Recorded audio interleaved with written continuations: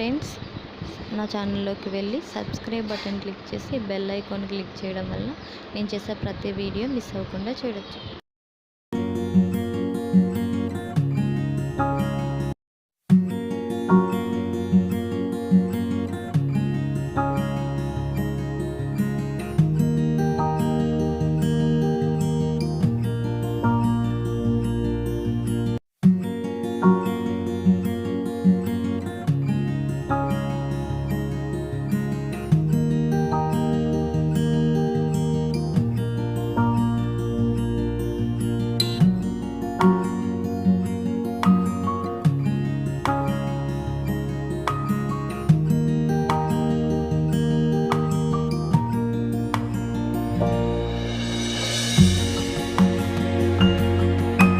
Onions బాగా fry అయ్యింది. ఫల సామాన్లు కూడా గ్లాస్ రైస్కి గ్లాస్ అండ్ హాఫ్ వాటర్ వేసుకోవాలి.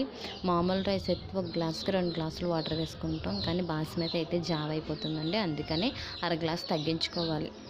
రైస్ని అరగంట ముందే నానబెట్టుకోవాలండి. మనం వాటర్ వేసేసుకున్నాం కదా, వాటర్లో సరిపడినంత సాల్ట్ వేసుకోవాలి, లేదంటే చప్పగా ఉంటుంది. కొంచెం తక్కువైనా ఇందులో పుదీనా, కొత్తిమీర అన్నీ కూడా యాడ్ చేసేసి మరిగేంత వరకు ఉండి, మరిగిన తర్వాత ఆ బియ్యం అనేవి ఇందులో యాడ్ చేసేసుకోవాలండి. యాడ్ చేసుకున్న తర్వాత 15 మినిట్స్ ఆ 20 మినిట్స్ లో ఫ్లేమ్లో పెట్టుకుంటే బిర్యానీ అనేది రెడీ అయిపోతుందండి. మనకి ఈజీగా చాలా టేస్టీగా ఉంటుంది. ట్రై చేయండి. చాలా ఈజీగా మన ఇంట్లోనే బిర్యానీ అనేది రెడీ అయిపోయింది కదండి. అది కూడా చాలా తక్కువ మెటీరియల్స్తో తక్కువ టైంలో తయారు చేసేసుకోవచ్చు.